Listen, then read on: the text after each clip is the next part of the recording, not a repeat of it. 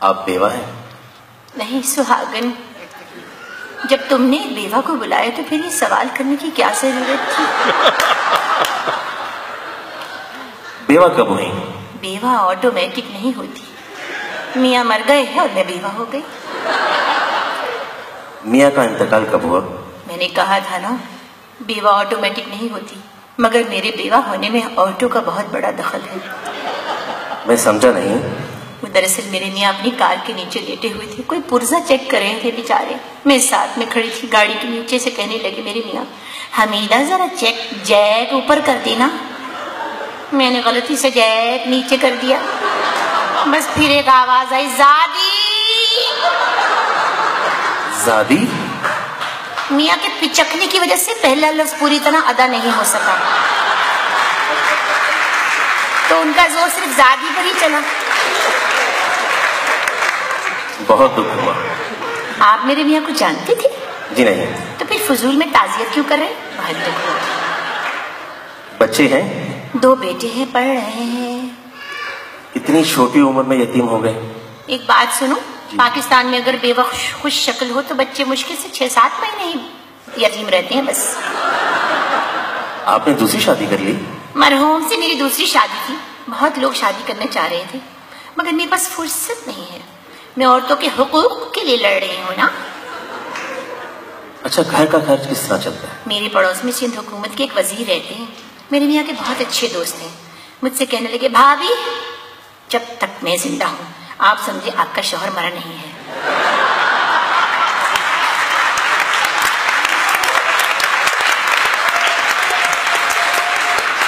ये तो उन्होंने बहुत बुरी बात की। उनको तो ये कहना चाहिए था कि आपका भाई जिंदा है, आपको कोई परेशानी नहीं होगी। देखिए, मेरा कोई भाई नहीं है, तो फिर वो कैसे कह सकते थे?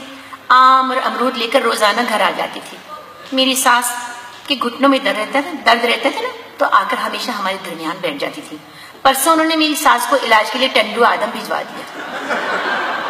टंडू आदम? वहाँ कौन से डॉक्टर है? मैंने भी पूछा उनसे, तो कहने लगे कि टंडू आदम में मिल जाएगा, क्योंकि ढूंढने से तो खुदा भी मिल जाता है। अम्मा को भी टंडू आदम में डॉक्टर मिल जाएगा। 10-15 दिन बाद 10-15 दिन मैं बगैर ऑपोजिशन के आपसे बातें करना चाहता हूँ। क्या वो आपसे शादी करना चाहते हैं?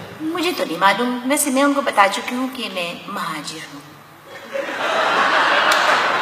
और आप सिंधी हैं। उन्होंने क्या कहा? उन्होंने कहा, शाह लतीफ कह चुके हैं कि अगर MQM में कोई अच्छी शक्ल नजर आ जाए तो उससे भी मोहब्बत करो।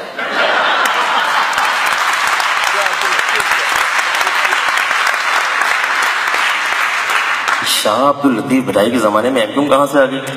वैसे मैंने तारीख पढ़ी नहीं, वरना मैं उनसे पूछती जरूर। सिंधी वतीर क्या कह रहे हैं? कल रोते हुए कह रही थी बेचारी कि मैं आपसे मुतहद्दा होना चाहता हूँ। मैंने कहा, मैं मुतहद्दा छोड़ चुकी हूँ, मुस्तफा कमाल की तरफ हूँ। फिर कहने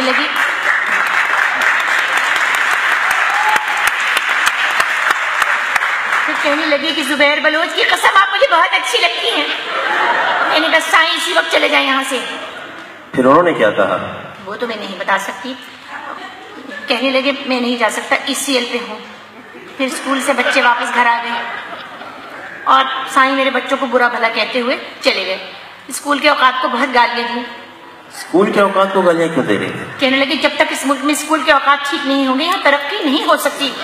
बताओ, बच्चे 2:30 बजे दिन को घर ही आ जाते।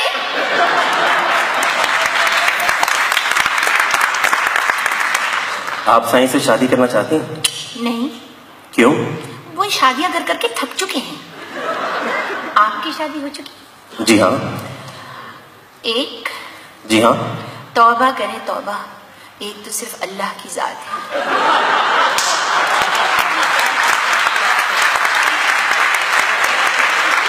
किसी और को एक कहने का हक नहीं। अपने सेल फोन का नंबर दें। जी मेरे पास सेल फोन नहीं है। तो फिर मेरा ही नंबर लिख लें।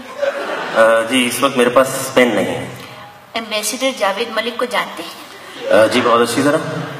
उनके पास मेरे सेल फोन का नंबर है।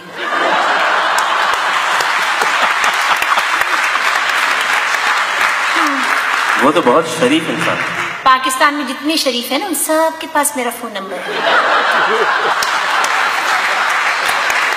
तुम्हारे पास तो सेल फोन ही नहीं है। जी नहीं। एक बात सुन लो, झूठ जो लोग बेवजह से झूठ बोलते हैं ना, वो बख्शे नहीं जाते हैं। आप जा सकती हैं। जा रही हूँ, मगर तुम बख्शे नहीं जाओगे। चलो यहाँ से, फिजूल कहीं के। Thank you dear.